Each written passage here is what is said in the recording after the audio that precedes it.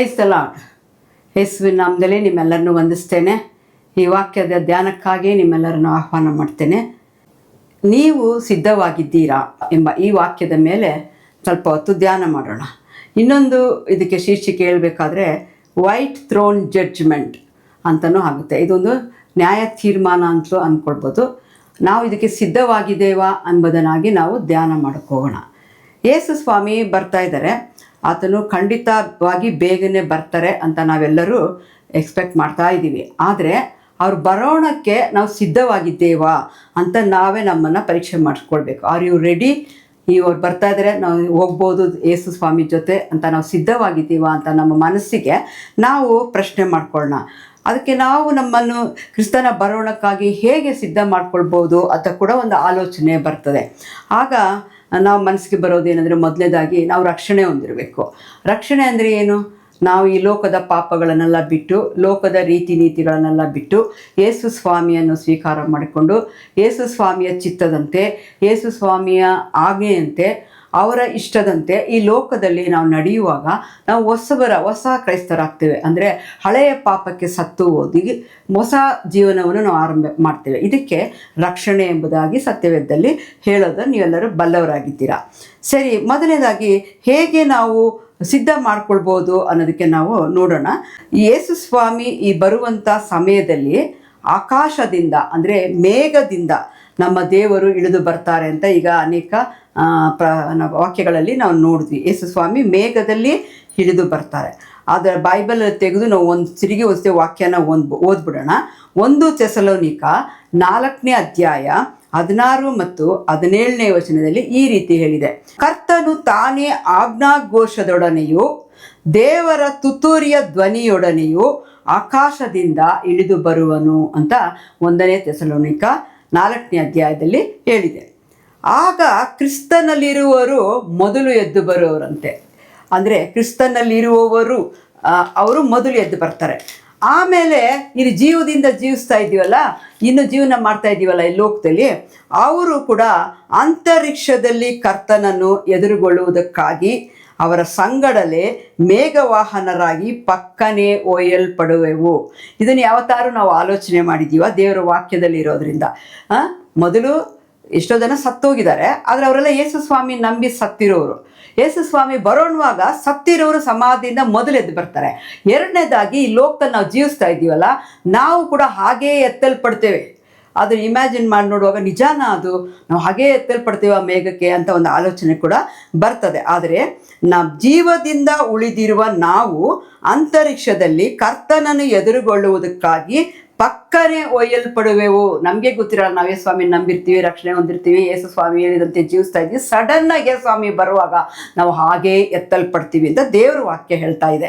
ಹೀಗಾಗಿ ಸದಾಕಾಲ ಕರ್ತನ ಜೊತೆಯಲ್ಲಿ ಇರುವೆವು. ಯೇಸು ಸ್ವಾಮಿ ನಮಗೆ ವಾಗ್ದಾನ ಮಾಡಿದಂತೆ ನಾವು ಯಾವಾಗಲೂ ಆಮೇಲೆ ಆತನೊಡನೆಯೇ ಇರುತ್ತೇವೆ ಅಂತ ದೇವರ ವಾಕ್ಯ ಹೇಳ್ತಾ ಇದೆ. ನಾನು ಹೇಳ್ತಾ ಇಲ್ಲ. ಅಂದರೆ ಮೊದಲು ಒಂದು ವಾಕ್ಯದಲ್ಲಿ ನಾನು ಹೇಳಿದೆ, ಹೇಗೆ ಎತ್ತಲ್ಪಟ್ಟ ಮೇಲೆ ನಾವು ದೇವ್ರ ಜೊತೆಯಲ್ಲಿ ಯಾವಾಗಲೂ ಇರ್ತೀವಿ, ಅದಕ್ಕೋಸ್ಕರ ದೇವ್ರು ಬಂದು ಕರ್ಕೊಂಡು ಹೋಗ್ತಾರೆ ಅಂತ ಹೇಳ್ತಾ ಇತ್ತು ವಾಕ್ಯ. ಈಗ ಎರಡನೇದಾಗಿ ತಿರುಗಿ ಅದನ್ನೇ ಹೇಳ್ತಾ ಇದ್ದಾರೆ. ಆಮೇಲೆ ಮನುಷ್ಯರಿಗೆ ನ್ಯಾಯ ತೀರ್ಪಿರ್ತದೆ. ನೋಡಿ, ರಕ್ಷಣೆ ಹೊಂದಿದವರು ಎತ್ತಲ್ಪಡ್ತಾರೆ. ಮೊದಲೇ ರಕ್ಷಣೆ ಹೊಂದಿ ಸತ್ತವರು ಸಮಾಧಿಯಿಂದ ಎದ್ದೇಳಿ ಬಂದು ಸ್ವಾಮಿ ಮೇಲೆ ಹೋಗ್ತಾರೆ. ಆದರೆ ಇನ್ನೂ ಮನುಷ್ಯರಿಗೆ ಮುಂದೆ ನ್ಯಾಯ ತೀರ್ಪಿದೆ ಅಂತ ದೇವರ ವಾಕ್ಯ ಹೇಳ್ತದೆ. ಅದನ್ನು ಓದೋಣ. ಇಬ್ರಿಯರಿಗೆ ಬರೆದ ಪತ್ರಿಕೆ 9ನೇ ಅಧ್ಯಾಯ 27ನೇ ವಚನದಲ್ಲಿ ನಾವು ನೋಡೋಣ. ಒಂದೇ ಸಾರಿ ಸಾಯೋದು, ಆಮೇಲೆ ನಮಗೆ ನ್ಯಾಯ ತೀರ್ಪಿದೆ. ಮನುಷ್ಯರಿಗೆ, ಎಲ್ಲ ಮನುಷ್ಯರಿಗೂ ನ್ಯಾಯ ತೀರ್ಪಿದೆ. ಹಾಗೆಯೇ ಕ್ರಿಸ್ತನು ಸಹ ಬಹುಜನರ ಪಾಪಗಳನ್ನು ಒತ್ತುಕೊಳ್ಳುವುದಕ್ಕೋಸ್ಕರ ಒಂದೇ ಸಾರಿ ಸಮಯಪ್ರತನಾದನು. ಯೇಸು ಸ್ವಾಮಿ ದೇವರಾಗಿದ್ದು ಪರಲೋಕಕ್ಕೆ ಹೋಗಿ ಪುನರುತ್ಥಾನ ಹೊಂದಿ ಪರಲೋಕದಲ್ಲಿದ್ದು ಮತ್ತೆ ನಮಗೋಸ್ಕರ ಈ ಲೋಕಕ್ಕೆ ಬಂದರು ಅಂತ ದೇವ್ರ ವಾಕ್ಯ ಹೇಳ್ತದೆ. ಯಾಕೆ ಬಂದರು? ನಮ್ಮ ಪಾಪಗಳಿಂದ ಬಿಡುಗಡೆ ಮಾಡೋದಕ್ಕೆ ಬಂದರು. ಬಂದು ತನ್ನನ್ನು ನಿರೀಕ್ಷಿಸಿಕೊಂಡಿರುವವರಿಗೆ ರಕ್ಷಣೆಯುಂಟು ಮಾಡೋದಕ್ಕೋಸ್ಕರವೇ ಅವರು ತಿರುಗಿ ಬಂದರು. ಪಾಪ ಸಂಬಂಧವಿಲ್ಲದವರಾಗಿ ಎರಡನೇ ಸಾರಿ ಅವರು ಕಾಣಿಸ್ಕೊಳ್ತಾ ಇದ್ದಾರೆ. ಮೊದಲನೇ ಸಾರಿನೂ ನಮಗೋಸ್ಕರ ಪಾಪದಿಂದ ಬಿಡುಗಡೆ ಮಾಡೋಕ್ಕೆ ಬಂದರು. ಈಗ ಎರಡನೇ ಸಾರಿನೂ ಕೂಡ ಅವರು ಕಾಣಿಸ್ಕೊಳ್ತಾ ಇದ್ದಾರೆ, ನಮಗೆ ಪಾಪದಿಂದ ರಕ್ಷಣೆಯನ್ನುಂಟು ಮಾಡೋದಕ್ಕೋಸ್ಕರ ಬರ್ತಾ ಇದ್ದಾರೆ. ನಮ್ಮ ದೇವರು ಈ ಭೂಮಿಗೆ ಬಂದಾಗ ಅಲ್ಲಿ ಮಹತ್ವವಾದ ನ್ಯಾಯ ತೀರ್ಪಿರ್ತದೆ. ಅದು ನೆನಪಲ್ಲಿ ಇಟ್ಕೊಳ್ಬೇಕು. ನಮ್ಮೆಲ್ಲರಿಗೂ ಒಂದು ನ್ಯಾಯ ತೀರ್ಪಿದೆ. ಇದಕ್ಕೆ ವೈಟ್ ಥ್ರೋನ್ ಜಡ್ಜ್ಮೆಂಟ್ ಅಂತ ಇಂಗ್ಲೀಷ್ನಲ್ಲಿ ಹೇಳ್ತಾರೆ. ನ್ಯಾಯ ತೀರ್ಮಾನ ಯಾರಿಗೆ ಅಂತ ನೀವು ಕೇಳ್ಬೋದು. ಯಾಕೆ ಯಾರ ಹೆಸರು ಜೀವಬಾಧ್ಯರ ಪಟ್ಟಿಯಲ್ಲಿ ಬರೆದಿಲ್ವೋ ಅವರಿಗೆ ಮಾತ್ರ ನ್ಯಾಯ ತೀರ್ಪು. ಅಂದರೆ ಎಲ್ಲರಿಗೂ ಜೀವಬಾಧ್ಯರ ಪಟ್ಟಿ ಅಂದರೆ ಪರಲೋಕದಲ್ಲಿ ಒಬ್ಬೊಬ್ಬರ ಬಗ್ಗೆಯೂ, ನನ್ನ ಬಗ್ಗೆಯೂ, ನೋಡುವವರ ಬಗ್ಗೆ, ಒಬ್ಬೊಬ್ಬರ ಬಗ್ಗೆಯೂ ಏನೇನು ತಪ್ಪಿದೆ, ಎಲ್ಲೆಲ್ಲಿ ಹೋಗಿದ್ದೀವಿ, ರಕ್ಷಣೆ ಹೊಂದಿದ್ದೀವ ಎಲ್ಲ ಕೂಡ ಬರೆದಿರ್ತದಂತೆ. ಆ ಪಟ್ಟಿಯಲ್ಲಿ ನಾವು ರಕ್ಷಣೆ ಒಂದು ಯೇಸು ಸ್ವಾಮಿ ಹೇಳಿದಂತೆ ನಾವು ನಡ್ಕೊಂಡಿದ್ರೆ ಆ ಜೀವಬಾಧ್ಯರ ಪಟ್ಟಿ ಅಂತಾರೆ. ಆ ಪಟ್ಟಿಯಲ್ಲಿ ನಮ್ಮ ಹೆಸರು ಇರ್ತದೆ. ಅಂಥವ್ರಿಗೆ ಮಾತ್ರ ಇಲ್ಲವೋ ಅಜೀವಬಾಧ್ಯರ ಪಟ್ಟಿ ನಮ್ಮ ಹೆಸರು ಇಲ್ಲದಿದ್ರೆ ನಮಗೆ ನಾವು ನ್ಯಾಯ ತೀರ್ಪಕ್ಕೆ ಒಳಗಾಗ್ತೀವಿ. ನಮಗೆ ನ್ಯಾಯ ತೀರ್ಮಾನ ಕೊಡ್ತಾರೆ. ಯಾರು ಯೇಸು ಸ್ವಾಮಿಯನ್ನು ನಂಬಿ ಅವರನ್ನು ಸ್ವೀಕರಿಸಿ ಅವರ ಹೆಸರು ಬಾಧ್ಯರ ಪಟ್ಟಿಯಲ್ಲಿ ಬರೆದಿರ್ತದೋ ಅವರಿಗೆ ನ್ಯಾಯ ತೀರ್ಪು ಇರುವುದಿಲ್ಲ. ಇದನ್ನೆಲ್ಲ ಈ ಸತ್ಯಗಳು ತಿಳಿದುಕೊಂಡ ನಾವು ನಮ್ಮ ರಕ್ಷಣೆಯಲ್ಲಿ ಬಲವಾಗಿ ನೆಲೆಯಾಗಿ ನಿಲ್ಲಬೇಕು. ದೇವರ ಬರೋಹಣಕ್ಕೆ ಸಿದ್ಧರಾಗಬೇಕು. ಆದ್ದರಿಂದಲೇ ಈ ವಾಕ್ಯದಲ್ಲಿ ನಾನು ಶೀರ್ಷಿಕೆ ಹೇಳಿದೆ, ಸಿದ್ಧವಾಗಿದ್ದೀರಾ ಅಂತ. ಇದನ್ನೆಲ್ಲ ತಿಳ್ಕೊಂಡು ಅವ್ರು ಬರೋವರೆಗೂ ಅವ್ರು ಹೇಳಿದ ರೀತಿಯಲ್ಲಿ ನಡ್ಕೊಂಡಿದ್ರೆ ನಾವು ನ್ಯಾಯ ತೀರ್ಪಕ್ಕೆ ಒಳಗಾಗೋದಿಲ್ಲ. ಆದರೆ ನಾನು ಕೂಡ 1997ರಲ್ಲಿ ರಕ್ಷಣೆ ಹೊಂದ್ಕೊಂಡೆ. ಒಬ್ಬ ಪಾಪಗಳನ್ನೆಲ್ಲ ಬಿಟ್ಟು ದೇವರ ಕಡೆಗೆ ತಿರ್ಕೊಂಡ್ವಿ. ಅದನ್ನೇ ರಕ್ಷಣೆ ಅಂತ ಕರೆಯೋದು. ಅಂದರೆ ಯೇಸು ಸ್ವಾಮಿಯ ರಕ್ತದಿಂದ ತೊಳೆಯಲ್ಪಟ್ಟು ಆತನ ಚಿತ್ತದಂತೆ ನಡೆಯುವವರು. ರಕ್ಷಣೆ ಹೊಂದಿದ ಮೇಲೆ ಆತನ ಸೇವೆ ಮಾಡುತ್ತಾ ಒಬ್ಬೊಬ್ಬರು ಮಾಡಬೇಕು. ದೊಡ್ಡ ಸೇವೆ ಸ್ಟೇಜ್ ಮೇಲೆ ನಿಂತ್ಕೊಂಡು ಮೈಕಲ್ ಮಾತಾಡಿದ್ರೆ ಮಾತ್ರ ಸೇವೆ ಅಲ್ಲ. ನಿಮ್ಮ ಪಕ್ಕದಲ್ಲಿದ್ದವರಿಗೆ ನೀವು ಯೇಸು ಸ್ವಾಮಿ ಪ್ರೀತಿನ ಹೇಳಿದ್ರೆ ಅದು ಒಂದು ದೊಡ್ಡ ಸೇವೆ. ಆ ರೀತಿ ನಡ್ಕೊಂಡು ಬರಬೇಕು. ಆವಾಗಲೇ ರಕ್ಷಣೆಗೆ ಅರ್ಥ. ಎರಡನೇದಾಗಿ ನಮ್ಮ ಜೀವನದಲ್ಲಿ ಇನ್ನೇನಿರಬೇಕು? ಪರಿಶುದ್ಧತೆ ಇರಬೇಕು. ನಾವು ಏನು ಕೆಲಸ ಮಾಡಿದ್ರು ಅದರಲ್ಲಿ ಪರಿಶುದ್ಧತೆಯನ್ನು ನಾವು ಕಾಣಬೇಕು. ಯೇಸು ಸ್ವಾಮಿ ತನ್ನ ಮಕ್ಕಳನ್ನಾಗಿ ಕರೆದುಕೊಂಡು ಬರೋಕ್ಕೆ ತಾನು ಪವಿತ್ರನಾಗಿ ಜೀವಿಸುತ್ತಾ ಅವರ ಬರಹಣವನ್ನು ನೋಡಬೇಕೆಂತಲೇ ಬರುವಂಥ ದೇವರ ಮುಂದೆ ನಾವು ಶುದ್ಧರಾಗಿ ಜೀವಿಸಬೇಕು. ಓದೋಣ. 2 ಪೇತ್ರ 3ನೇ ಅಧ್ಯಾಯ 11 ಮತ್ತು 12ನೇ ವಚನಗಳನ್ನು ಓದೋಣ. 2 Peter chapter 3 verse 11 and 12. ನಾವು ದೇವರ ಪ್ರತ್ಯಕ್ಷತೆಯನ್ನು ಎದುರು ನೋಡುತ್ತಾ ಹಾರೈಸುತ್ತಾ ಪರಿಶುದ್ಧರಾಗಿಯೂ ಭಕ್ತಿಯುಳ್ಳವರಾಗಿಯೂ ಇರಬೇಕು. ಇದನ್ನ ನಾನು ರಕ್ಷಣೆ ಒಂದೇ ನಾನು ಸರಿ ಇದ್ದೀನಿ ನಾನು ಹೇಳ್ತಾ ಇಲ್ಲ. ಎಲ್ಲರೂ ಹೀಗಿರಬೇಕು ಅಂತ ದೇವ್ರ ವಾಕ್ಯ ಹೇಳ್ತಾ ಇದ್ದೆ. ನಾವೇನು ಮಾಡಬೇಕು, ಹೇಗೆ ಸಿದ್ಧರಾಗಿರಬೇಕು ಅಂತ ನಮಗೆ ಪ್ರಶ್ನೆ ಕೇಳುವಾಗ ನಾವು ದೇವರ ಪರಿಶುದ್ಧರಾಗಿಯೂ ಭಕ್ತಿಯುಳ್ಳವರಾಗಿರಬೇಕು. ಎರಡನೇದಾಗಿ ನೂತನ ಭೂ ಆಕಾಶಗಳನ್ನು ಎದುರು ನೋಡುತ್ತಿರುವ ನಾವು ಶಾಂತರಾಗಿರೋದನ್ನು ಕಲಿಯಬೇಕು. ನಿರ್ದೋಷಿಗಳಾಗಿರಬೇಕು. ನಾವು ಯೇಸು ಸ್ವಾಮಿಯಂತೆಯೇ ಇರಬೇಕು. ನಮ್ಮ ಎಲ್ಲ ಗುಣಗಳು ಯೇಸು ಸ್ವಾಮಿಯ ಗುಣಗಳಂತೆ ಇರಬೇಕು. ಶಾಂತರಾಗಿರೋದನ್ನ ಕಲಿಬೇಕು. ಯಾವಾಗಲೂ ಕೋಪ, ಜಗಳ, ಗಲಾಟೆಯಲ್ಲಿ ಇರಬಾರ್ದು. ನಿರ್ದೋಷಿಗಳಾಗಿರಬೇಕು. ಯಾವ ದೋಷಗಳು ನಮ್ಮಲ್ಲಿ ಇರಬಾರ್ದು. ಯೇಸು ಸ್ವಾಮಿಯಂತೆಯೇ ಇರಬೇಕು ಅಂತ ಹೇಳ್ತಾ ಇದ್ದಾರೆ. ಹಾಗೆ ಇನ್ನೊಂದು ವಾಕ್ಯ ನೋಡೋಣ. 1 ಯೋಹಾನ 3ನೇ ಅಧ್ಯಾಯ 2-3ನೇ ವಚನಗಳು. ನಮ್ಮ ಸಂಬಂಧಗಳಲ್ಲಿ ಪರಿಶುದ್ಧತೆ ಇರಬೇಕು. ಯಾವ ಸಂಬಂಧ ಇದ್ರೂ ನಮ್ಮಲ್ಲಿ ಪರಿಶುದ್ಧತೆ ಇರಬೇಕು. ಕೋಪದಲ್ಲಿ ಯಾವ ಪಾಪವನ್ನು ನಾವು ಮಾಡಬಾರದು. ಕೋಪ ಬಂದ ತಕ್ಷಣ ನಾವು ಏನೇನೋ ಮಾಡಿಬಿಡ್ತೀವಿ. ಕೈಯಲ್ಲಿ ಎಸ್ಬಿಡ್ತೀವಿ, ಎದುರುಗಿಡವನ್ನು ಹೊಡೆದ್ಬಿಡ್ತೀವಿ, ಎಲ್ಲ ಕೆಟ್ಟ ಮಾತಾಡ್ಬಿಡ್ತೀವಿ. ಇದೆಲ್ಲ ನಮ್ಮಲ್ಲಿ ಮನುಷ್ಯನಲ್ಲಿ ಇರುವಂಥ ಒಂದು ಗುಣಗಳು. ಆದರೆ ದೇವ್ರ ವಾಕ್ಯ ಹೇಳ್ತದೆ, ಕೋಪದಲ್ಲಿ ಕೂಡ ನೀವು ಪಾಪ ಮಾಡಬಾರ್ದು. ನಮಗೆ ಕೋಪ ಬಂದಾಗ ನಾವು ಕೆಟ್ಟ ಮಾತನಾಡುವುದು ಅದು ಸಾಮಾನ್ಯ. ಬೇರೆಯವ್ರನ್ನ ಬೇಗನೆ ಶಪಿಸಿಬಿಡ್ತೇವೆ. ಮತ್ತು ಅವ್ರ ಮೇಲೆ ಗ್ರಡ್ಜ್ಗಳನ್ನ ಇಟ್ಕೊಳ್ತೇವೆ. ಮತ್ತು ಆಸ್ತಿ ಪಾಸ್ತಿಗಳು ಇದ್ರಂತೆ ನಮಗೆ ಅಹಂಕಾರ ಅನ್ನೋದು ತುಂಬಿಡ್ತದೆ. ನನಗಿಷ್ಟಿದೆ, ಆ ಬಿಲ್ಡಿಂಗ್ ಇದೆ, ನನಗೆ ಈ ಸೈಟ್ಗಳಿದೆ, ಈಗೆಲ್ಲ ನಾವು ಅಹಂಕಾರ ಪಡ್ತೇವೆ. ಆದರೆ ದೇವ್ರ ವಾಕ್ಯ ಹೇಳ್ತದೆ, ಪ್ರಿಯರೇ ಎಚ್ಚರವಾಗಿರ್ರಿ. ನಮ್ಮ ದೇವರು ಹೇಳ್ಬಿಟ್ಟು ಬರಲ್ಲ, ಸಡನ್ನಾಗಿ ಬರ್ತಾರೆ ಅಂತ ದೇವ್ರ ವಾಕ್ಯ ಹೇಳ್ತದೆ. ನಾವು ಯಾವತ್ತೂ ಏನು ಅಂತ ಗೊತ್ತಿಲ್ಲ ನಮಗೆ. ಆದ್ದರಿಂದ ಯಾವಾಗಲೂ ನಾವು ಪರಿಶುದ್ಧರಾಗಬೇಕು ಅಂತ ಹೇಳ್ತದೆ. ನಿಮ್ಮ ಮುರಿದ ಸಂಬಂಧಗಳನ್ನು ಸರಿಪಡಿಸ್ಕೊಳ್ರಿ. ನಾವು ಕೋಪದಲ್ಲಿ ಎಷ್ಟೋ ನಮ್ಮ ರಿಲೇಷನ್ಸ್ನೋ, ನಮ್ಮ ಅಣ್ಣ ತಮ್ಮದಿರ್ನೋ, ಅಕ್ಕ ತಂಗಿರ್ನೋ, ಏನೋ ನಮ್ಮ ಫ್ರೆಂಡ್ಸ್ಗಳನ್ನೋ ಯಾರು ನಾವು ಬಿಟ್ಬಿಟ್ಟಿದ್ರೆ ಒಂದು ವೇಳೆ ಮತ್ತೆ ಆ ಸಂಬಂಧನ ಸರಿಪಡಿಸ್ಕೊಳ್ರಿ ಅಂತ ಹೇಳ್ತದೆ ದೇವ್ರ ವಾಕ್ಯ. ಹಂಗಂತ ಅವ್ರ ಮನೇಲೇ ಹೋಗಿರಬೇಕು ಹಾಗೆಲ್ಲ. ಸಿಕ್ಕಿದಾಗ ನಾವು ಪ್ರೀತಿಯಿಂದ ಸಂತೋಷನ ಮಾತಾಡಿಸಿ ಯಾವ ಹಳೆಯ ಕೋಪಗಳನ್ನ ಇಟ್ಕೊಳ್ಬಾರ್ದು ಅನ್ನೋ ಅರ್ಥ. ನಾವು ಅವ್ರ ಜೊತೆ ಸಂಬಂಧ ಇಟ್ಕೊಳ್ಬೇಕು. ಎಲ್ಲರೊಂದಿಗೆ ಸ್ನೇಹದಿಂದ ಸಮಾಧಾನದಿಂದ ಪ್ರೀತಿಯಿಂದ ಇರಬೇಕು. ಹೇಗೆ ಸಿದ್ಧರಾಗಬೇಕು ಅನ್ನೋದಕ್ಕೆ ಇದೆಲ್ಲ ಹೇಳ್ತಾ ಇದೆ. ಪವಿತ್ರತೆ ನಮ್ಮಲ್ಲಿ ಬೆಲೆಯುಳ್ಳದಾಗಿದೆ. ಮುಖ್ಯವಾಗಿ ಎಲ್ಲದಕ್ಕಿಂತ ಯಾವುದು ಪವಿತ್ರವಾಗಿರಬೇಕು. ಪವಿತ್ರವಾಗಿ ನಡ್ಕೊಂಡ್ರೇನೆ ನಾವು ಪರಿಶುದ್ಧರು ಅಂತ ಹೇಳೋಕ್ಕೆ ಸಾಧ್ಯ. ಅದು ಬಿಟ್ಟು ಆಸ್ತಿ ಮೇಲೆ ಆಸ್ತಿ ಬೇಕು, ಬಿಲ್ಡಿಂಗ್ ಮೇಲೆ ಬಿಲ್ಡಿಂಗ್ ಕಟ್ಟಬೇಕು, ಲಂಚ ತಗೊಳ್ಬೇಕು, ಹೆಂಗೋ ನಾವು ಮೋಸ ಮಾಡಬೇಕು, ಹೇಗಾದರೂ ನಾವು ಮುಂದೆ ಬಂದ್ಬಿಡ್ಬೇಕು, ಈ ಥರ ಅಹಂಕಾರ ಗರ್ವಗಳಿದ್ದರೆ ಅವರು ಪರಿಶುದ್ಧರೇ ಅಲ್ಲ. ಅದನ್ನು ತಿಳ್ಕೊಂಡು ನಾವು ಪರಿಶುದ್ಧರಾಗಿ ಮಾಡಿಕೊಂಡು ನಾವು ಸಿದ್ಧರಾಗಬೇಕು. ಯೇಸು ಸ್ವಾಮಿ ನಮ್ಮನ್ನು ಎಚ್ಚರಿಸ್ತಾ ಇದ್ದಾರೆ ನೋಡ್ರಿ. ಮತ್ತೆ ಲೂಕನು ಬರೆದ ಸುವಾರ್ತೆ 21ನೇ ಅಧ್ಯಾಯ 34ನೇ ವಚನದಲ್ಲಿ ಹೇಳ್ತದೆ. ಲೂಕ್ 21:34 ಹೇಳ್ತದೆ, ನಿಮ್ಮ ವಿಷಯದಲ್ಲಿ ಜಾಗರೂಕರಾಗಿರ್ರಿ. ನಮ್ಗೆ ಹೇಳ್ತಾ ಇದೆ ಪ್ರತಿಯೊಬ್ಬರ ಮನುಷ್ಯರಿಗೂ ಜಾಗರೂಕರಾಗಿರ್ರಿ, ಎಚ್ಚರವಾಗಿರ್ರಿ. ಅತಿ ಬೋಧನದ ಮದಡಿನಿಂದಲೂ ಅಮೂಲಿನಿಂದಲೂ ಪ್ರಪಂಚದ ಚಿಂತೆಗಳಿಂದಲೂ ನಿಮ್ಮ ಹೃದಯಗಳು ಭಾರವಾಗಿರಲಾಗಿ ಆ ದಿವಸವು ನಿಮ್ಮ ಮೇಲೆ ಉರ್ಲಿನಂತೆ ಬರುವುದು. ನೋಡಿ, ನಾವು ಯಾವಾಗ ನೋಡಿ ಇತ್ತಿನೋಣ ಹತ್ತಿನೋಣ, ಅದು ಮಾಡೋಣ ಇದು ಮಾಡೋಣ ಅಂತ ಬರೀ ಬೋಧನದಕ್ಕೆ ರೆಡಿಯಾಗಿರ್ಬೇಡ್ರಿ. ಅಮೇಲಿನಿಂದಲೇ ಇರಬೇಡ್ರಿ. ಪ್ರಪಂಚದ ಚಿಂತೆಗಳಿಂದ ಇರಬೇಡ್ರಿ. ಬರೀ ದೇವರ ಚಿಂತೆ ಮಾಡಿರಿ, ಪರಲೋಕದ ಚಿಂತೆ ಮಾಡಿರಿ. ಹೌದು, ನಾವು ದುಡಿಲೂ ಬೇಕು, ಪ್ರಪಂಚ ಚಿಂತೆನೂ ಮಾಡಬೇಕು. ಆದರೆ ಪರಲೋಕದ ಚಿಂತೆ ಮೊದಲನೇದಾಗಿ ನಮ್ಮಲ್ಲಿ ಇರಬೇಕು. ನಾವು ಮುಟ್ತೀವ, ನಾವು ಸೇರ್ತೀವ, ನಮ್ಗೆ ಸ್ವರ್ಗ ಇದೆಯಾ, ನಾವು ಸರಿಯಾಗಿ ನಡ್ಕೊಳ್ತಿದ್ದೀವ, ಮತ್ತೆ ನಮಗೆ ಆ ಚಾನ್ಸ್ಗಳು ಸಿಗಲ್ಲ. ಇಲ್ಲಿರುವಾಗಲೇ ನಾವು ನಮ್ಮನ್ನು ಸಿದ್ಧಪಡಿಸ್ಕೊಳ್ಬೇಕು. ನಮ್ಮ ಹೃದಯಗಳು ಭಾರ ಆಗಿರ್ಬೇಕಾದ್ರೆ ಏನೇನೋ ಯೋಚಿಸಿ ಲೋಕದ ಚಿಂತೆಗಳು ಮಾಡ್ತಿರ್ತೀವಿ. ಅಂತ ಚಿಂತೆ ಇರುವಾಗ ಸಡನ್ನಾಗಿ ಯೇಸು ಸ್ವಾಮಿ ಬಂದರು ಅಂದರೆ ನಾವೇ ಎತ್ತಲ್ಪಡೋದಕ್ಕೆ, ಅವ್ರ ಜೊತೆ ಹೋಗೋದಕ್ಕೆ ಸಿದ್ಧವಾಗಿದ್ದೀವ. ಇದನ್ನೇ ದೇವರು ನಮಗೆ, ಅದು ಹೆಂಗೆ ಬರುತ್ತೆ ಅಂದರೆ ನಾವು ಯೋಚನೆ ಮಾಡ್ತಿರಲಿಲ್ಲ, ಸಡನ್ನಾಗಿ ಉರ್ಲಿನಂತೆ ಬರುತ್ತದೆ ಅಂತೇಳಿ. ಉರ್ಲು ಅಂದರೆ ನೇಣು ಹಾಕ್ಕೊಳ್ತೀವಲ್ಲ, ಸಡನ್ನಾಗಿ ನೇಣು ಹಾಕ್ಕೊಂಡು ಲಟಕ್ ಅಂತ ಹೋಗ್ಬಿಡ್ತೀವಿ. ಆ ಥರ ಬರುತ್ತಂತೆ ಯೇಸು ಸ್ವಾಮಿ ಬರೋಣ. ಅದರಿಂದ ಬಹಳ ಹುಷಾರಾಗಿರಬೇಕು. ಬರೀ ತಿನ್ನೋದು ಯೋಚನೆ ಮಾಡ್ತಾ ಇರಬೇಡಿ. ಮತ್ತು ಸುಮ್ಮನೆ ಹೊರಗಡೆ ಸುತ್ತೋದು ಅಥವಾ ಜಂಬ ಮಾಡೋದು ಅಥವಾ ಆಸ್ತಿ ಮಾಡೋದು ಈ ವಿಷಯಗಳಲ್ಲಿ ಇರಬೇಡಿ. ಲೋಕದಲ್ಲಿ ಇರೋದೆಲ್ಲ ಆಸೆಗಳೇನು ಗೊತ್ತಾ, ಮನುಷ್ಯನ ಕಂಟ್ರೋಲ್ ಮಾಡ್ತದೆ. ವ್ಯಕ್ತಿಯಲ್ಲಿ ಬರುವಂಥ ಒಂದು ಕಣ್ಣಿನ ಆಸೆ, ಕಾಮದಾಸೆ, ಜಂಬ, ಇದೆಲ್ಲನೂ ನಮ್ಮ ತಂದೆ ತಾಯಿಗಳಿಂದ ಬರೋಲ್ಲ, ಈ ಲೋಕದ ಸೈತಾನನಿಂದ ನಮಗೆ ಬರ್ತದೆ. ಅದಕ್ಕೆ 1ನೇ ಯೋಹಾನ 2:16 ಮತ್ತು 16ನೇ ವಚನ ಈ ರೀತಿ ಹೇಳ್ತದೆ, ಲೋಕದಲ್ಲಿರುವ ಯಾವ ಶರೀರದ ಆಶೆ, ಕಣ್ಣಿನ ಆಶೆ, ಬದುಕು ಬಾಳಿನ ಡಂಬ, ಈ ಮೊದಲಾದವುಗಳೆಲ್ಲವೂ ತಂದೆಯಿಂದ ಹುಟ್ಟದೆ ಲೋಕದಿಂದ ಹುಟ್ಟಿದವುಗಳಾಗಿವೆ. ಇದೆಲ್ಲ ಆಸೆ, ಜಂಬ, ಬೇಡದಿರಂಥ ಪಾಪ ಎಲ್ಲ ತಂದೆ ತಾಯಿಯಿಂದ ಬಂದಿಲ್ಲ, ಈ ಲೋಕದಿಂದ ಬಂದಿದೆ.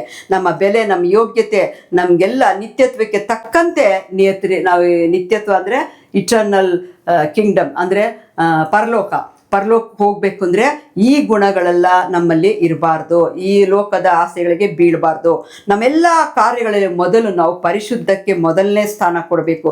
ನಾವು ಕ್ಲೀನಾಗಿದ್ದೀವಾ ಅಂದರೆ ಹೃದಯ ಕ್ಲೀನಾಗಿದೆಯಾ, ನಾವು ಸರಿಯಾಗಿ ನಡ್ಕೊತಾ ಇದ್ದೀವಾ, ಇದನ್ನು ನಾವು ಯಾವಾಗಲೂ ಯೋಚನೆ ಮಾಡ್ತಾನೇ ಇರಬೇಕು. ಯಾವಾಗಲೂ ಏನು ಮಾಡಿದ್ರು ದೇವರು ಬೇಗನೆ ಬಂದ್ಬಿಡ್ತಾರಪ್ಪ, ಈಗ ಎಂಡ್ ಡೇಸಲ್ಲಿ ಇದ್ದೀವಿ, ನಾವು ಶುದ್ಧವಾಗಿ ನಡ್ಕೊಳ್ತಾ ಇದ್ದೀವ ಅಂತ ಒಂದೊಂದು ಸ್ಟೆಪ್ಪಲ್ಲೂ ನಮ್ಮನ್ನು ನಾವು ಪರೀಕ್ಷೆ ಮಾಡ್ಕೊಳ್ತಿರ್ಬೇಕು. ಆವಾಗಲೇ ನಾವು ನೆನೆಸ್ಕೋಬೇಕು, ಓ ಯೇಸು ಸ್ವಾಮಿ ಬಂದರೆ ಪರಲೋಕಕ್ಕೆ ಹೋಗ್ತೀವಿ ಅನ್ನೋದು ನೆನಪಲ್ಲಿದ್ದಾಗ ನಮಗೆ ಬೇರೆ ಈ ಪಾಪ ಕೆಲಸಗಳೆಲ್ಲ ಮಾಡೋಕ್ಕೆ ಇಷ್ಟ ಆಗಲ್ಲ. ಅದಕ್ಕೆ ನಾವು ದೇವರು ಹೇಳಿದ ಹಾಗೆ ನಡಿಲೇಬೇಕು. ನಾವು ಮನುಷ್ಯರು ಏನೇನೋ ಪ್ಲ್ಯಾನ್ ಮಾಡ್ಕೊಳ್ತೀವಿ, ಆದರೆ ದೇವರು ಅವರ ದೃಷ್ಟಿಯಲ್ಲಿ ನಮ್ಮನ್ನು ಪರೀಕ್ಷೆ ಮಾಡ್ತಾರೆ. ಲೂಕನು ಬರೆದ ಸುವಾರ್ತೆ 12 ಅಧ್ಯಾಯ 19-20ನೇ ವಚನ ನೋಡೋಣ. ಅನೇಕ ಆಸ್ತಿ ಪಾಸ್ತಿಗಳನ್ನ ಮಾಡಿಕೊಂಡು ಇನ್ನೂ ಆ ವಂಶಕ್ಕೆ, ನನ್ನ ಮಗನಿಗೆ, ನನ್ನ ಮೊಮ್ಮಗನಿಗೆ ಅಂತೇಳಿ ಜೀವವೇ ಅನೇಕ ವರ್ಷಗಳೇ ಬೇಕಾದಷ್ಟು ಸರಕು, ಹಣ, ಒಡವೆ ಎಲ್ಲನೂ ಮಾಡಿಕೊಂಡು ಜೀವಿಸುವಂಥ ಜನರು ಇದ್ದಾರೆ. ಆದರೆ ದೇವರ ವಾಕ್ಯ ಹೇಳ್ತದೆ, ಮೂರ್ಖ ಅಂತ ಕರೆಯೋವರೆಗೂ ಅವರು ಏಸೋದಿಲ್ಲ ಸ್ವಾಮಿ. ಯಾಕೆಂದರೆ ನಾನು ಯಾವಾಗ ಬರ್ತೀನಿ ಅಂತ ನಿನಗೆ ಗೊತ್ತಾ, ಅಥವಾ ನೀನು ಸತ್ತ ಮೇಲೆ ಇದೆಲ್ಲ ನಿನ್ನ ಜೊತೆ ಬರುತ್ತೆ ಅನ್ನೋದು ನಿನಗಿದೆಯಾ, ಇದನ್ನೆಲ್ಲ ಯಾಕೆ ಯೋಚನೆ ಮಾಡ್ತಾ ಇದೆಯಾ ಎಂಬುದಾಗಿ ನಮ್ಮ ದೇವರು ನಮಗೆ ಎಚ್ಚರಿಸ್ತಿದ್ದಾರೆ. ಇದಕ್ಕೆ ಒಂದು ಐಶ್ವರ್ಯವಂತನ ಸಾಮ್ಯ ಅಂತ ಒಂದಿದೆ, ಅದು ದೊಡ್ಡದಾಗಿದ್ದರಿಂದ ನಾನು ಶಾರ್ಟಾಗಿ ಹೇಳ್ತಾ ಇದ್ದೀನಿ. ದೇವರ ಆಸೆ ಚಿತ್ತ ಏನು, ದೇವರ ಭಯಭಕ್ತಿ ಅವನ ಜೀವನದಲ್ಲಿ ಆಲೋಚನೆಗಳು ಬರೀ ದೇವರಿಗಾಗಂಥದ್ದನ್ನು ನಾವು ಮಾಡಬೇಕೇ ಹೊರತು ಈಗಲೇ ಮುಂದಿನ ಜನ್ಮಕ್ಕಾಗಷ್ಟು ಆಸ್ತಿ ಪಾಸ್ತಿಗಳನ್ನ ಕೂಡಿಸ್ಕೊಳ್ಳೋದ್ರಲ್ಲಿ ಯಾವ ಅರ್ಥವೂ ಇಲ್ಲ. ಅದು ದೇವರು ಹೇಳ್ತಾ ಇದ್ದಾರೆ, ಮೂರ್ಖ ಅಂದರೆ ಫೂಲ್ ಅಂತ ಕರೀತಾರೆ ಅಂಥವ್ರನ್ನ. ಆ ಥರ ನಾವು ಮಾಡಬಾರ್ದು. ಲೂಕ 12ನೇ ಅಧ್ಯಾಯ 20ರಲ್ಲಿ ಹೇಳ್ತದೆ, ಆದ್ದರಿಂದಲೇ ಬುದ್ಧಿಹೀನನು ನೀನು ಇವತ್ತು ರಾತ್ರಿ ನಿನ್ನ ಪ್ರಾಣನ ನಿನ್ನ ಕಡೆಯಿಂದ ದೇವ್ರು ಕೇಳಿದ್ರೆ ನೀನು ಸಿದ್ಧ ಮಾಡ್ಕೊಂಡಿರೋ ಆಸ್ತಿ ಪಾಸ್ತಿ ಗತಿ ಏನು ಅಂದರೆ, ಅದಕ್ಕೆ ದೇವ್ರು ಹೇಳ್ತಾ ಇದ್ದಾರೆ, ನೀನೆಲ್ಲ ಸಿದ್ಧ ಮಾಡ್ಕೊಂಡಿದ್ಯಾ ನಿಜ, ಆದರೆ ಸಡನ್ನಾಗಿ ಇವತ್ತು ರಾತ್ರಿನೇ ನಿನ್ನ ದೇವರು ಕರ್ಕೊಂಡ್ಬಿಟ್ರು ಅಂದರೆ ನೀನು ಕೂಡಿಸಿರೋಂಥ ಆಸ್ತಿ ಪಾಸ್ತಿಗಳಿಗೆ ಏನು ಪ್ರಯೋಜನ? ಅದಕ್ಕೆ ಅದಲ್ಲ, ನೀನು ಪರಲೋಕಕ್ಕೆ ಹೋಗೋ ಆಸ್ತಿನ ನೀನು ಕೂಡಿಸಿಟ್ಕೊಳ್ಬೇಕು ಅಂತ ಎಲ್ರಿಗೂ ಬೈಬಲ್ ಮೂಲಕ ತಿಳಿಸ್ತಾ ಇದ್ದಾರೆ. ಹಾಗೆ ಮತ್ತಾಯ 24ನೇ ಅಧ್ಯಾಯ 36ರಿಂದ 51ರವರೆಗೆ ಓದಿ ನೋಡ್ರಿ. ಇದು ತುಂಬ ದೊಡ್ಡದಾದ ವಾಕ್ಯ. ಆದ್ದರಿಂದ ನೀವು ಮನೆಯಲ್ಲಿ ಅದನ್ನು ಧ್ಯಾನ ಮಾಡಿರಿ. ಈ ಸಾಮ್ಯಗಳಲ್ಲಿ ಅನೇಕ ಸತ್ಯಗಳನ್ನ ಹೇಳ್ಕೊಟ್ಟಿದ್ದಾರೆ. ಯಾವಾಗ ನಮ್ಮ ದೇವರು ಪುನಃ ಬರ್ತಾರೋ ನಮಗೆ ಮಾಡಲು ಏನೇ ಹೇಳಿದಾರೋ ಅದಕ್ಕೆಲ್ಲ ನಾವು ಲೆಕ್ಕ ಕೊಡಲೇಬೇಕು. ಒಂದಕ್ಕೂ ಲೆಕ್ಕ ಕೊಡಲ್ಲ. ಇದು ಪರವಾಗಿಲ್ಲ, ಇದು ಚಿಕ್ಕ ತಪ್ಪು, ಇದು ಚಿಕ್ಕ ಸುಳ್ಳು ಅಂತ ಅನ್ಕೊಳ್ಳೋ ಹಾಗೆ ಇಲ್ಲ. ಪ್ರತಿಯೊಂದಕ್ಕೂ ಕೊಡ್ಬೋದು. ನಾವು ಎಷ್ಟೊತ್ತು ಯೋಚನೆ ಮಾಡ್ತೀವಿ, ಎಷ್ಟೋ ಜನ ಎಷ್ಟೋ ಪಾಪ ಮಾಡಿದರೆ, ಎಷ್ಟೋ ಯುಗಗಳು ಬಂತು, ಎಲ್ಲರೂ ಕೇಳೋಕ್ಕಾಗ್ತದ ಅಂತ. ಅಷ್ಟು ಜನ ಸೃಷ್ಟಿ ಮಾಡಿದ ದೇವರಿಗೆ ಕೇಳೋಕ್ಕೆ ಏನೂ ಅಸಾಧ್ಯ ಅಲ್ಲ. ಯಾವಾಗ ನಮ್ಮ ದೇವ್ರು ಬರ್ತಾರೋ ನಮಗೆ ಮಾಡಲು ಏನು ಹೇಳಿದಾರೋ ಅದಕ್ಕೆಲ್ಲ ನಾವು ಲೆಕ್ಕ ಕೊಡಬೇಕು. ನ್ಯಾಯ ತೀರ್ಮಾನದಲ್ಲಿ ನಾವು ಮನಸ್ಸಿನಲ್ಲಿಟ್ಟುಕೊಂಡು ಸರಿಯಾದ ರೀತಿಯಲ್ಲಿ ನಾವು ಮೇಲ್ವಿಚಾರಣೆ ಮಾಡದಿದ್ದರೆ ನಾವು ಒಂದು ದಿನ ಈ ಒಂದು ನ್ಯಾಯ ತೀರ್ಪಿಗೆ ನಿಂತ್ಕೊಳ್ತೀವಿ. ಎದುರುಗಡೆ ನಿಂತ್ಕೊಳ್ಳೇಬೇಕು, ನ್ಯಾಯಕ್ಕೆ ನಿಂತ್ಕೊಳ್ಳೇಬೇಕು. ನಾವು ಈ ನೇರವಾಗಿ ಪರಲೋಕಕ್ಕೆ ಹೋಗ್ತೀವಿ ಅಂತ ಯಾವ ಒಂದು ನಂಬಿಕೆಯೂ ಇಲ್ಲ. ಯೇಸು ಸ್ವಾಮಿ ರಕ್ಷಣೆ ಹೊಂದದವರನ್ನು, ಸುವಾರ್ತೆ ಇರದೇ ಇಂಥವರನ್ನು ಬಹಳ ಸೀರಿಯಸ್ ಆಗಿ ತಗೊಳ್ತಾರಂತೆ. ಅಂದರೆ ಸುವಾರ್ತೆ ಸಾರದಿದ್ರೆ ಅದನ್ನು ಬಹಳ ಸೀರಿಯಸ್ ಆಗಿ ತಗೊಳ್ತಾರೆ. ಈಗ ಯಾರಿಗೊಬ್ರಿಗೆ ಗೊತ್ತಿಲ್ಲ, ಅವ್ರಿಗೇನು ನೀನು ಸುವಾರ್ತೆ ಹೇಳಿಲ್ಲ, ಎದುರಿಗೆ ಸಿಕ್ಕಿದ್ರು ನೀನು ಹೇಳಿಲ್ಲ, ಅದಕ್ಕೆ ಅಂತ ಎಲ್ರಿಗೂ ಗೊತ್ತಾಗಂಗೆ ಬೈಬಲ್ ಇಟ್ಕೊಂಡು ಹೇಳೋದು ಅದೆಲ್ಲ ನೋಡ್ಲಿಲ್ಲ. ಯೇಸು ಸ್ವಾಮಿ ಪ್ರೀತಿನ ನಿಮ್ಮ ಜೀವನದಲ್ಲಿ ಏನು ಮಾಡಿದ್ದಾರೆ ಅದನ್ನು ಶಾರ್ಟ್ ಆಗಾದರೂ ಹೇಳ್ಕೋಬೇಕು. ಅದನ್ನು ಬಿಟ್ಟುಬಿಟ್ರೆ ಅದನ್ನು ತುಂಬ ಸೀರಿಯಸ್ ಆಗಿ ಸ್ವಾಮಿ ತಗೊಳ್ತಾರೆ ಅಂತ ದೇವರು ವಾಕ್ಯ ಹೇಳ್ತಾರೆ. ಮತ್ತು ರಕ್ಷಣೆ ಹೊಂದಿದವ್ರ ಬಗ್ಗೆ ಕೂಡ ಅವರು ಬಹಳ ಸೀರಿಯಸ್ ಆಗಿ ತಗೊಳ್ತಾರೆ ಅಂತ ದೇವ್ರ ವಾಕ್ಯ ಹೇಳ್ತದೆ. 2ನೇ ಪೇತ್ರ 3ನೇ ಅಧ್ಯಾಯ 11ನೇ ವಚನ ಮತ್ತೆ ಹೇಳ್ತೀವಿ, ಎಲ್ಲವುಗಳು ಲಯ ಆಗಿ ಹೋಗೋದ್ರಿಂದ ದೇವರ ಪ್ರತ್ಯಕ್ಷತೆಯನ್ನು ಎದುರು ನೋಡ್ತಾ ಆರೈಸುತ್ತಾ ಬೇಗ ಬರುವಂತೆ ಎಷ್ಟು ಭಯಭಕ್ತಿ ಉಳ್ಳವರಾಗಿ ನಾವು ನಡ್ಕೊಳ್ತೀವೋ ಅಷ್ಟು ನಾವು ದೇವರಿಗೆ ಒಂದು ಜೊತೆಯಲ್ಲಿ ಪರಲೋಕಕ್ಕೆ ಹೋಗ್ತೀವಿ ಅಂತ ಎಂಬ ಗ್ಯಾರಂಟಿಯನ್ನು ದೇವರು ಕೊಡೋರಾಗಿದ್ದಾರೆ. ಆದ್ದರಿಂದ ನಾವು ಬೇಗನೆ ಎಲ್ಲವನ್ನು ಮಾಡಬೇಕಲ್ಲ. ಅಂದರೆ 2ನೇ ಪೇತ್ರ 3:9 ಹೇಳ್ತದೆ, ಕರ್ತನು ತನ್ನ ವಾಗ್ದಾನವನ್ನು ನೆರವೇರಿಸೋದಕ್ಕೆ ತಡ ಮಾಡ್ತಾನೆ. ಸ್ವಾಮಿ ಎಷ್ಟೋ ವರ್ಷಗಳಿಂದ ಹೇಳ್ತಾ ಇದ್ದಾರೆ, ಯೇಸು ಬರ್ತಾರೆ, ತಡೆ ಆಗ್ತಾನೇ ಇದೆ. ಅಂದರೆ ಆ ದೇವರು ಬೇಕು ಅಂತ ತಡೆ ಮಾಡ್ತಿಲ್ಲ. ಒಂದು ಮನುಷ್ಯನು ಸಾಯಬಾರ್ದು, ಒಂದು ಆತ್ಮನು ನಷ್ಟ ಆಗಬಾರ್ದು ಅಂತ ಹೇಳಿ ಅವರು ನಿಧಾನವಾಗಿ ಇನ್ನೂ ಕರುಣೆಯಿಂದ ನಮಗೆ ಸಮಯ ಕೊಡ್ತಾ ಇದ್ದಾರೆ. ನಾವೇನು ಅನ್ಕೋತೀವಿ, ಅಯ್ಯೋ ನಮ್ಮ ಅಜ್ಜಿ ತಾತ ಹುಟ್ಟಿದಾಗ್ಲಿಂದ ಹೇಳ್ತಾನೇ ಇದ್ದಾರೆ ಸ್ವಾಮಿ ಬರ್ತಾರೆ, ನ್ಯಾಯ ತೀರ್ಪಾಗ್ತದೆ, ನೀವು ಹಿಂಗಿರ್ಬೇಕು ಹಂಗಿರ್ಬೇಕು ಅಂತ. ಅದು ಖಂಡಿತವಾಗ್ಲೂ ನಿಜಾನೇ. ಅವ್ರು ಬರೋದು ನಮಗೆ ಯಾರಿಗೂ ಬೈಬಲಲ್ಲೂ ಹೇಳಿಲ್ಲ ಯಾವಾಗ ಅಂತ. ಆದರೆ ನಾನು ಮೊದಲನೇ ವಾಕ್ಯದಲ್ಲಿ ಪ್ರಸಂಗದಲ್ಲಿ ಹೇಳಿದೆ, ಏನೇನು ಸೂಚನೆಗಳಾಗುತ್ತೆ ಅಂತ ಮಾತ್ರ ದೇವರು ತಿಳಿಸೋರೆ. ಇದೇ ಡೇಟು ಇದೇ ಟೈಮು ಅಂತ ತಿಳಿಸಿಲ್ಲ. ಆದರೆ ಅದನ್ನು ನಾವು ತುಂಬ ಸರಾಗವಾಗಿ ತಗೊಳಕ್ಕಾಗೋದಿಲ್ಲ. ಅದನ್ನೇ ಹೇಳ್ತಾ ಇದ್ದಾರೆ, ದೇವರು ಸುಮ್ಮನೆ ಅವರು ತಡ ಮಾಡ್ತಾ ಇಲ್ಲ. ಅಯ್ಯೋ ಈ ಮಗು ಅದ್ರ ರಕ್ಷಣೆ ಹೊಂದಿ, ಇನ್ನೊಂದು ಸಹೋದರಿ ರಕ್ಷಣೆ ಹೊಂದ್ಕೊಳ್ಳಿ, ಅಯ್ಯೋ ಅನ್ಯಾಗಿ ಹೆಣ್ಮಗಳು ಹೊಟ್ಟೋಗ್ತಾಳೆ, ಈ ಥರ ಅವರು ಕಾಲನ ನಿಧಾನ ಮಾಡ್ತಿದ್ದಾರೆ. ಅದನ್ನು ನೀವು ಬೈಬಲಲ್ಲೇ ಹೇಳಿದೆ, ನೀವು ಅರ್ಥ ಮಾಡ್ಕೋಬೇಕು. ಎಲ್ಲರೂ ನನ್ನ ಕಡೆ ತಿರ್ಕೊಳ್ಳಿ, ಯಾರೂ ನರಕಕ್ಕೆ ಹೋಗಬಾರ್ದು ಅಂತ ಅವರು ದೀರ್ಘ ಶಾಂತಿಯಿಂದ ಇನ್ನೂ ಕಾಯ್ತಾ ಇದ್ದಾರೆ. ಅದನ್ನು ನಾವು ವಾಕ್ಯದಿಂದ ನಂಬಿ ತಿಳ್ಕೋಬೇಕು. ನಾವು ಜನರನ್ನು ಪಶ್ಚಾತ್ತಾಪಕ್ಕೆ ನಡೆಸಬೇಕು. ಯಾರ ತಪ್ಪು ಮಾಡ್ತಿದ್ರೆ ಅವ್ರಿಗೆ ತಿಳಿಸಿ ಅವ್ರಿಗೆ ಪಶ್ಚಾತ್ತಾಪಕ್ಕೆ ನಡೆಸಬೇಕು. ಜನರು ಬೇಗನೆ ಆತ್ಮಗಳನ್ನು ಇನ್ನೂ ಹೆಚ್ಚೆಚ್ಚಾಗಿ ಆತ್ಮಗಳನ್ನು ತರಬೇಕು ಅನ್ನೋದು ಮನಸ್ಸಲ್ಲಿ ಇರಬೇಕು. ನಮ್ಮ ದೇವ್ರು ಹೇಳೋದೇನೆಂದರೆ, ಪರಲೋಕ ರಾಜ್ಯದ ಸುವಾರ್ತೆಯನ್ನು ಲೋಕದ ಕಡೆಯವರೆಗೂ ಸಾರಬೇಕು. ಲೋಕದಲ್ಲಿ ಅಂತಿಮವಾಗಿ ನೀವು ಎಲ್ಲೆಲ್ಲೇ ನಿಮ್ಮ ಜನಗಳು ಸಿಗ್ತಾರೋ, ಯಾವ ಜನರಿಗಾದರೂ ನಮ್ಮ ಜನಗಳಿಗೆ ಯಾರಿಗಾದರೂ ಸರಿ ಸುವಾರ್ತೆ ಸಾರ್ತಾನೇ ಇರಬೇಕು. ಗೊತ್ತಿಲ್ಲದವರಿಗೆ ವಾಕ್ಯ ತಿಳಿಸ್ತಾನೇ ಇರಬೇಕು. ಆವಾಗಲೇ ಅದು ಲೋಕದ ಅಂತ್ಯ ಅನ್ನೋದ ತಿಳ್ಕೋಬೇಕು. ಮತ್ತೆ 24:14 ಹೇಳ್ತದೆ, ಪರಲೋಕ ರಾಜ್ಯದ ಈ ಸುವಾರ್ತೆಯು ಸರ್ವಲೋಕದಲ್ಲಿ ಎಲ್ಲ ಜನಾಂಗಗಳಿಗೆ ಸಾಕ್ಷಿಯಾಗಿ ಸಾರಲಾಗುವುದು, ಆಗ ಅಂತ್ಯವು ಬರುವುದು. ನೋಡಿ, ಇಷ್ಟೊಂದೆಲ್ಲ ನಾನು ಆಗಲೇ ಕಳೆದ ಪ್ರಸಂಗದಲ್ಲಿ ಹೇಳಿದೆ ಅಂತ್ಯಕಾಲದಲ್ಲಿ ಏನೇನಾಗ್ತದೆ ಅಂತ. ಇನ್ನೊಂದು ವಾಕ್ಯ ಸ್ಪಷ್ಟವಾಗಿ ಹೇಳ್ತದೆ, ಈ ಯೇಸುವಿನ ಪ್ರೀತಿ ಇಡೀ ಲೋಕದಲ್ಲಿ ಎಲ್ರಿಗೂ ಸಾರಬೇಕು, ಆಗ ಅಂತ್ಯ ಬಂದೇ ಬರ್ತದೆ. ಆಗ ಅದುವರೆಗೆ ನಾವು ಸುಮ್ಮನಿರದೆ ನಮ್ಮನ್ನು ನಾವು ದೇವರು ಹೇಳಿದಂತೆ ಸುವಾರ್ತೆಯನ್ನು ಸಾರಿ, ದೇವರ ಪ್ರೀತಿಯನ್ನು ಸಾರಿ, ದೇವರಿಗೆ ಇಷ್ಟ ಇದ್ದಂತೆ ನಡ್ಕೊಳ್ಳುವಾಗ ಖಂಡಿತವಾಗಲೂ ದೇವರು ಬರುವಾಗ ನಾವು ಧೈರ್ಯವಾಗಿ ಅವರ ಜೊತೆಯಲ್ಲಿ ಹೋಗ್ಬೋದು. ದೇವರು ಈ ವಾಕ್ಯವನ್ನು ಆಶೀರ್ವದಿಸಲಿ. ನಾವೊಂದು ಪ್ರಾರ್ಥನೆ ಮಾಡೋಣ. ಎಲ್ಲೆಲ್ಲಿದ್ದರೂ ಪರವಾಗಿಲ್ಲ 5 ನಿಮಿಷ ಕಣ್ಣನ್ನು ಮುಚ್ಚಿ ದೇವರಿಗೆ ಒಪ್ಪಿಸ್ಕೊಡಿ. ನಮ್ಮ ಪಾಪಗಳನ್ನೆಲ್ಲ ಅರಿಕೆ ಮಾಡಿ ನಾವು ದೇವರಿಗೆ ನಮ್ಮನ್ನು ಒಪ್ಪಿಸಿಕೊಡೋಣ. ಯೇಸುವೇ ಸ್ತೋತ್ರ ರಜಾ, ಈ ಒಳ್ಳೆಯ ವಾಕ್ಯಗಳಿಗಾಗಿ ಸ್ತೋತ್ರಪ್ಪ. ನಿನ್ನ ವಾಕ್ಯಗಳೆಲ್ಲ ಜೀವವುಳ್ಳ ವಾಕ್ಯಗಳು ಸ್ವಾಮಿ. ಮನುಷ್ಯನಲ್ಲ, ಸಾಮಾನ್ಯದವರು ಅರ್ಥ ಮಾಡಿಕೊಳ್ಳುವಂಥ ಪ್ರತಿಯೊಂದು ವಾಕ್ಯಗಳನ್ನು ನಮಗೆ ತಿಳಿಸಿಕೊಟ್ಟಿದೆಯಪ್ಪ. ನೀನು ಬರುವಾಗ ನಾವು ಹೇಗೆ ಇರಬೇಕು, ಹೇಗೆ ನಾವು ಸಿದ್ಧರಾಗಿರಬೇಕು, ಹೇಗೆ ನ್ಯಾಯ ತೀರ್ಮಾನ ಇದೆ ಅಪ್ಪ. ಯಾರ ಹೆಸರು ಪರಲೋಕದ ಜೀವ ಬಾಧ್ಯರ ಪಟ್ಟಿಲಿ ಬರೀತದೆ, ಯಾರ್ದು ಬರೆಯುವುದಿಲ್ಲ, ಇದೆಲ್ಲವೂ ನೀನು ನಮಗೆ ತಿಳಿಸಿದೆಯಪ್ಪ. ಇದನ್ನೆಲ್ಲ ತಿಳಿದುಕೊಂಡು ಕರ್ತನೆ, ನಾವು ಲೋಕದ ಕಟ್ಟ ಕಡೆಯರು ನಾವೆಲ್ಲೇ ಇದ್ದರೂ ನಮ್ಮ ಜನರಿಗೆ ಯೇಸು ಸ್ವಾಮಿಯ ಪ್ರೀತಿಯ ಸುವಾರ್ತೆಯನ್ನು ಸಾರಬೇಕು. ಅವು ಗೊತ್ತಿಲ್ಲದವರಿಗೆ ನಿನ್ನ ಪ್ರೀತಿಯನ್ನು ತಿಳಿಸಬೇಕು. ಅಂತ್ಯಕಾಲದಲ್ಲಿ ಕರ್ತನೆ, ಅವರು ಪರಲೋಕ ರಾಜ್ಯವನ್ನು ಕಂಡುಕೊಳ್ಳುವಂತೆ ಮಾಡುವುದು ಮುಖ್ಯವಾಗಿದೆ ಅಂತ ಹೇಳಿದಿರ ಸ್ವಾಮಿ. ಅದಕ್ಕಾಗಿ ಸ್ತೋತ್ರ ಸ್ವಾಮಿ. ನಿನ್ನ ಸುವಾರ್ತೆ ಭೂಲೋಕದಲ್ಲಿ ಕಟ್ಟ ಕಡೆಯವರೆಗೂ ಸಾರಲ್ಪಡಲಿ ಸ್ವಾಮಿ. ಎಲ್ಲರೂ ನಿನ್ನ ಪ್ರೀತಿಯನ್ನು ಅರ್ಥ ಮಾಡಿಕೊಳ್ಳಲಿ ಸ್ವಾಮಿ. ಗೊತ್ತಿಲ್ಲದ ಮಕ್ಕಳು ನಿನ್ನನ್ನು ಕಂಡುಕೊಳ್ಳಲಿ ಸ್ವಾಮಿ. ಸುವಾರ್ತೆ ಸಾರದ ಮಕ್ಕಳು ಎಚ್ಚೆತ್ತುಕೊಳ್ಳಲಿ ಸ್ವಾಮಿ. ನಮ್ಮ ಕ್ರೈಸ್ತರ ವಾಕ್ಯವನ್ನು ಓದಲಿ ಸ್ವಾಮಿ.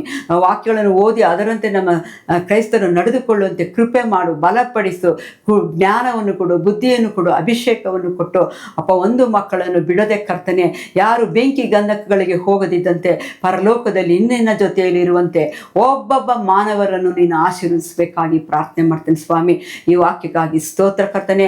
ಈ ವಾಕ್ಯದ ಮೂಲಕ ಜನರನ್ನು ನಂಬುವಂತೆ ಸಿದ್ಧ ಮಾಡಿಕೊಳ್ಳುವಂತೆ ಹೃದಯದಿಂದ ಒಬ್ಬೊಬ್ಬರು ಸಿದ್ಧ ಮಾಡಿಕೊಳ್ಳಿ. ಈ ಲೋಕದ ಆಸೆ, ಈ ಲೋಕದ ಡಂಬಾಚಾರ, ಈ ಲೋಕದ ಆಸ್ತಿ ಪಾಸ್ತಿಗಳು, ಈ ಲೋಕದ ಸ್ಥಾನಮಾನಗಳಿಗೆ ಬಿದ್ದು ಹೋಗದಿದ್ದಂತೆ ಅಪ್ಪ, ಅದರ ಕಂಟ್ರೋಲ್ಗೆ ನಾವು ಬೀಳದಂತೆ ಯೇಸುವೆ ನಿನ್ನಲ್ಲಿ ನಾವು ಬರುವಂತೆ ನಮ್ಮ ಒಬ್ಬೊಬ್ಬರನ್ನು ಆಶೀರ್ವದಿಸು.